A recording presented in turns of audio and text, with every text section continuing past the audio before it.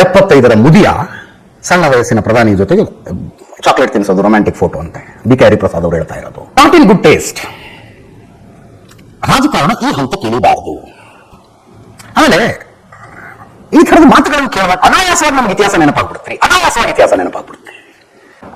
ಈ ದೇಶ ಏನೇನು ನೋಡಿದರೆ ಪ್ರಧಾನಮಂತ್ರಿಗಳ ಮೊಮ್ಮಕ್ಕಳ ಬರ್ಡೇ ಗೌರ್ಮೆಂಟ್ ಫ್ಲೈಟ್ ನಲ್ಲಿ ಆಗ್ತಾ ಇದ್ದಪ್ಪ, ಸರ್ಕಾರದ ಫ್ಲೈಟ್ ನಲ್ಲಿ ಬರ್ಡೇಗಳು, ಕೇಕ್ ಕಟಿಂಗ್ ಸೆರೆಮನಿಗಳಾಗ್ತಾ ಇದ್ವು ವಿಮಾನದಲ್ಲಿ. ಅದನ್ನು ನೋಡಿಲ್ವೇ ದೇಶ? ಹೆಂಡತಿ ತವರು ಮನೆಯಿಂದ ಜನ ಬಂದಿದ್ದಾರೆ ಅನ್ನುವ ಕಾರಣಕ್ಕೆ ಒಂದು ಪಿಕ್ನಿಕ್ ಅರೇಂಜ್ ಆಗುತ್ತೆ.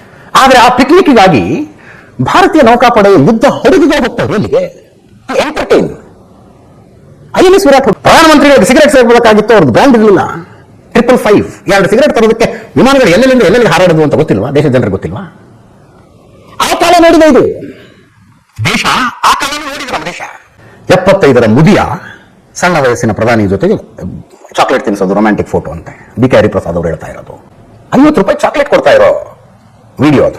ಭಾರತದ ಡೆಪ್ಯೂಟಿ ಹೈಕಮಿಷನರ್ ಹೆಂಡತಿಗೆ ಸಿಗರೇಟ್ ಅಂಟಿಸ್ತಾ ಇರೋದಲ್ಲ, ಬಾಯಲ್ಲಿ ಸಿಗರೇಟ್ ಇಟ್ಕೊಂಡು ಡೆಪ್ಯೂಟಿ ಹೈಕಮಿಷನರ್ ವಿಮಾನದಲ್ಲಿ ಡೆಪ್ಯೂಟಿ ಹೈಕಮಿಷನರ್ ಹೆಂಡತಿಗೆ ವಿಮಾನದಲ್ಲಿ ಕೂತ್ಕೊಂಡು ಬೆಂಕಿಗೀರಿ ಸಿಗರೇಟ್ ಅಂಟಿಸ್ತಾ ಇರೋ ಫೋಟೋ ಅಲ್ಲ ಸ್ವಾಮಿ ಅದು. ದೇಶ ನೋಡಿಲ್ವಾ ಅದನ್ನೆಲ್ಲ? ಖುಷ್ವಂತ್ ಸಿಂಗ್ ಅವರ ಆಟೋಬಯೋಗ್ರಫಿ ಇದೆ ಎಂತ, truth lies and little malice if I am not wrong. Khushwant Singh ಅದನ್ನು ನೋಡಿ, ಅದರಲ್ಲಿ ನಮ್ಮ ಪ್ರಧಾನಮಂತ್ರಿಗಳು ಮಧ್ಯರಾತ್ರಿ ಹೋಗಿ ವಿಮಾನ ಇಳಿದು ಖಾಸಗಿ ಕಾರ್ ಹತ್ಕೊಂಡು ಎಲ್ಲ ಹೋಗ್ಬೇಕು. ಅವ್ರು ಎಲ್ಲ ಹೋಗ್ತಾರೆ ಅಂತ ಒಬ್ಬ ನ್ಯೂಸ್ ಪೇಪರ್ ರಿಪೋರ್ಟರು ಫೋಟೋಗ್ರಾಫರ್ ಪಕ್ಕ ಗೊತ್ತಿತ್ತು ಎಲ್ಲ ಹೋಗ್ತಾರೆ ಅವರು ಅಂತ. ಅವ್ರು ಹೋಗಿದ್ದು ಎಡ್ವಿನಾ ಮೌಂಟ್ ಬ್ಯಾಟನ್ ಮನೆಗೆ, ಭಾರತದ ವೈಸ್ರಾಯ್ ಆಗಿದ್ದ ಮೌಂಟ್ ಬ್ಯಾಟನ್ ಅವರ ಹೆಂಡತಿಯ ಭೇಟಿಗೆ ಮಧ್ಯರಾತ್ರಿ.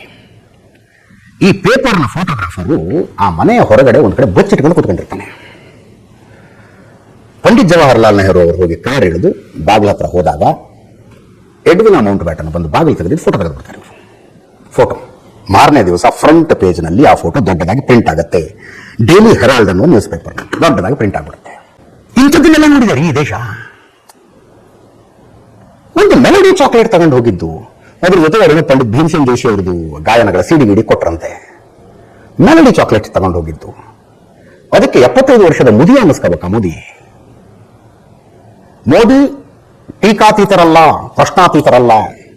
ಕೇಂದ್ರ ಸರ್ಕಾರ ಟೀಕಾತೀತವಲ್ಲ, ಪ್ರಶ್ನಾತೀತವಲ್ಲ.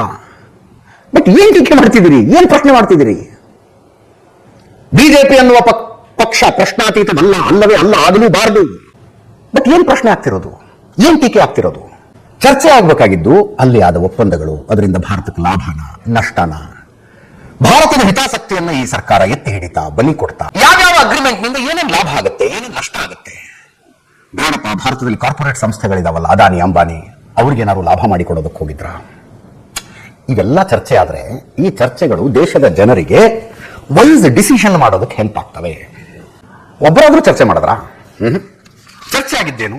ಮೆಲೋನಿ 75 ವರ್ಷದ ಮುದಿಯ ಈ ವಿಷಯ ಚರ್ಚೆ ಆಗ್ತಾ ಇರೋದು ವಿಚಿತ್ರ ಅನ್ಸುತ್ತೆ ನನಗೆ.